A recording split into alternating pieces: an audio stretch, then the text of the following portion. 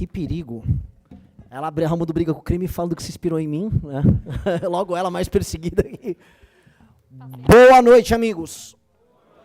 Bom, eu queria agradecer. Eu não sei fazer essa parte regimental, que na figura do nosso prefeito, cumprimento a todos. Não sei seguir essa ordem regimental, mas na figura do prefeito, da Amanda, de todo mundo, está todo mundo devidamente cumprimentado. Para quem não me conhece, meu nome é Renan Santos, sou um dos fundadores do Movimento Brasil Livre e gosto de arrumar umas confusões aqui com a galera. E, enfim, tenho que manter certo formalismo aqui na forma de me colocar, mas, enfim, acho que vou trazer aqui uma mensagem muito sobre o que nós devemos fazer, sabe? A gente viu boas iniciativas aqui, oriundas do Executivo, boas iniciativas oriundas do Legislativo. E tudo isso, ou quase tudo, em termos de boas iniciativas no combate ao crime, param, e sempre param, numa legislação, parte dela plasmada na nossa Constituição, que facilita a vida do crime.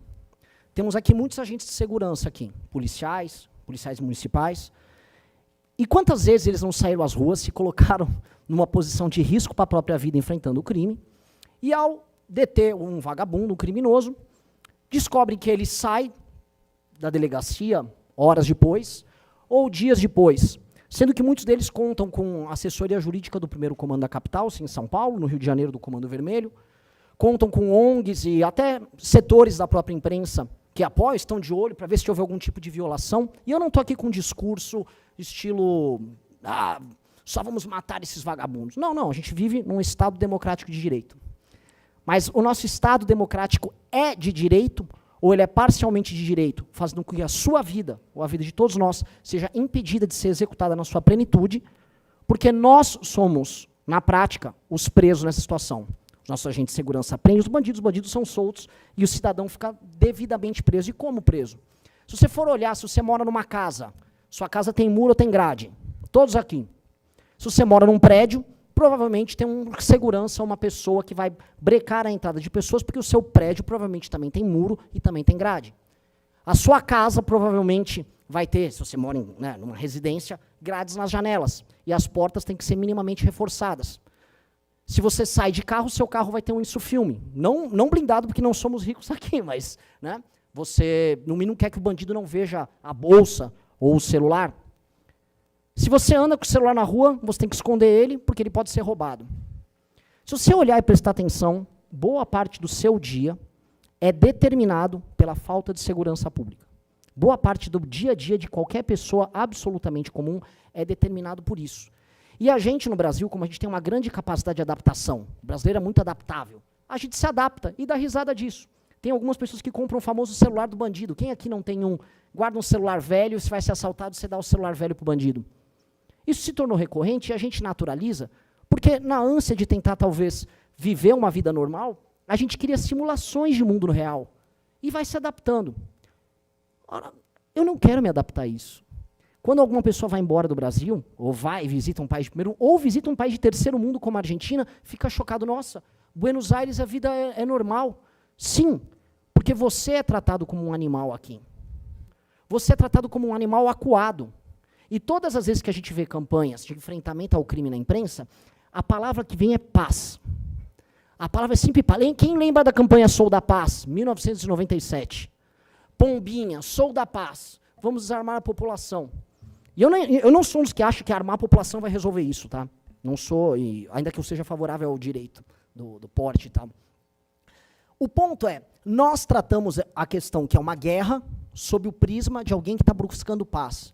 E as pessoas que querem guerra conosco, as pessoas que fazem com que todos nós vivemos cercados por trás de grades, aceitamos uma situação de paz. Não, eu quero pacificação. Pois bem, eu acho que a chave dessa discussão de hoje é, cansamos de buscar a paz. É uma mentira que a gente está aqui para buscar a paz.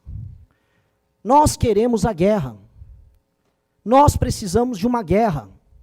Nós precisamos prender e matar os líderes das facções criminosas que fazem que nós sejamos eternas vítimas. E às vezes falar isso soa absurdo, eu peço desculpa para as autoridades por falar isso aqui. Mas nós precisamos prender e matar as lideranças do crime organizado. Chega assim, nós perdemos vidas de policiais, e é uma coisa muito esquizofrênica, né?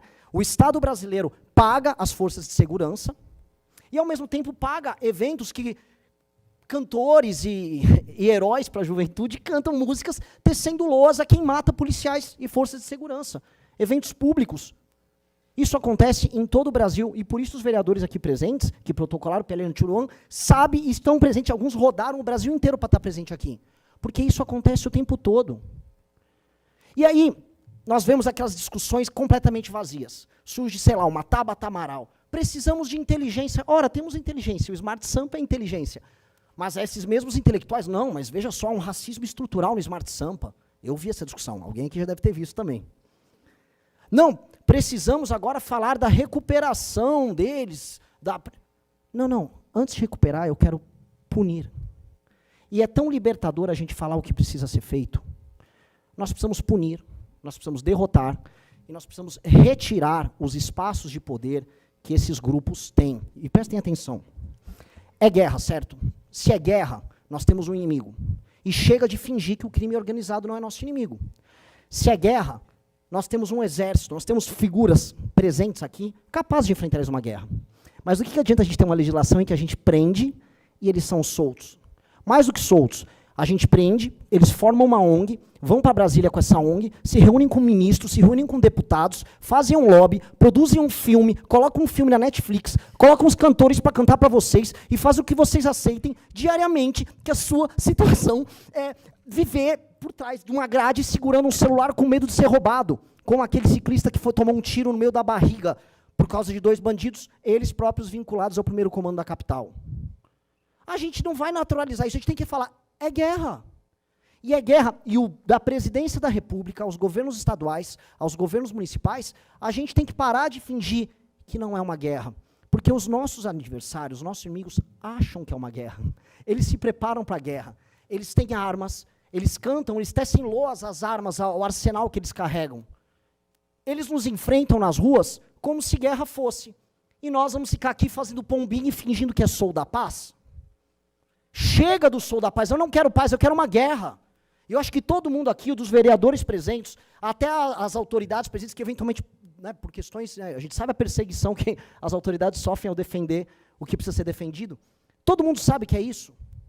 E aí a gente vai ver a DPF das favelas que estava lá rolando no STF, o STF se posicionando de uma maneira, no mínimo, curiosa, sobre o enfrentamento ao Comando Vermelho que atua lá no Rio de Janeiro. E a gente fica pasmo, olhando, tomando medidas paliativas. Nós temos que ter um direcionamento e um caminho.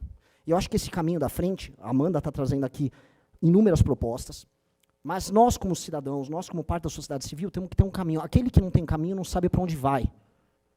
Nós precisamos alterar as leis que estão na Constituição que impedem a gente de ter prisões muito duras. O bandido tem que ter muito medo. O cara tem que ter mais medo. O cara tem que ser dissuadido antes de cometer o crime. E ele tem que ter muito mais medo de sair à rua para cometer o crime do que você para andar com um celular velho. Um celular, uma porcaria de um celular, que você paga uma fortuna com impostos caríssimos, para ficar com medo de andar ali na rua, achando que você está ostentando, tendo a porcaria de um aparelho feito na China, que ninguém liga, porque o mundo inteiro tem esse aparelho, e você acha que ele é um objeto de desejo, simplesmente que tem um cara, um criminoso, querendo tomar ele de você. E aí pedem para você ficar em paz, buscar a paz, falar como nós vamos recuperar. Eu não quero me preocupar em recuperar ninguém agora. Enquanto tiver alguém solto de uma facção, enquanto uma facção controlar 1 centímetro de território no Brasil, significa que nós estamos perdendo essa guerra. E isso nós temos que propor para nós enquanto geração. Qual é o papel da nossa geração? Aceitar ficar na paz, sendo dominado por esses caras, ou aceitar definitivamente ir para a guerra? Nós temos que ir para a guerra, e é a única coisa que importa. Se tem uma facção que controla um pedaço do território brasileiro, não importa em São Paulo, no Rio, a gente sabe o que está acontecendo no Brasil inteiro, aqui temos representantes do legislativo do Brasil inteiro. Todo mundo sabe que algum naco do seu estado é controlado pelas facções criminosas. Todo mundo sabe disso. É aberto, é público, é notório. Enquanto nós ficamos fingindo que isso não é um problema, e que nós somos reféns no nosso suposto estado, a gente vai ficar se iludindo, vivendo com aquelas casas, com aquelas grades, com até a barriga para o carro entrar, para o carro caber na garagem, né? Com segurança em prédio, para quem pode, e negando o óbvio. Nós somos um bando de refém. Eu prefiro ser um refém que luta para não ser escravo, do que acordar e correr o risco, como a Amanda está correndo, e declarar guerra a esses caras. com eles ameaçando você, mandando mensagens de morte, afirmando que você tem que desistir, que vai te matar, que no caso dela, por ser mulher, e as mulheres sempre, aliás, as mulheres que estão aqui presentes são muito corajosas, porque elas sempre sofrem ameaças muito mais duras do que nós homens, mas muito mais duras. E é isso. Ou a gente declara guerra como ela está declarando, ou a gente vai ficar na fingição. Eu não aguento mais fingir. A gente tá montando, eu não vou fazer propaganda de nada. A gente está montando um partido político cujo nome é Missão, simplesmente para isso. Se a gente conseguir cumprir, e se a minha geração, não importa aí sim, o partido político de todos vocês, a orientação política de todos vocês, tá? Ou as afiliações e as afeições político-partidárias de cada um. Se nós pudermos todos declarar guerra ao crime e fazer o óbvio, e permitir que nossas polícias possam caçar, prender, e no caso, se houver resistência, levar a óbito quem causa o terror na nossa vida, nossa geração vai ser marcada como uma geração vencedora, e não como uma geração que se acovardou e ficou escondida pregando paz num país que só quer a guerra. Muito obrigado a todos.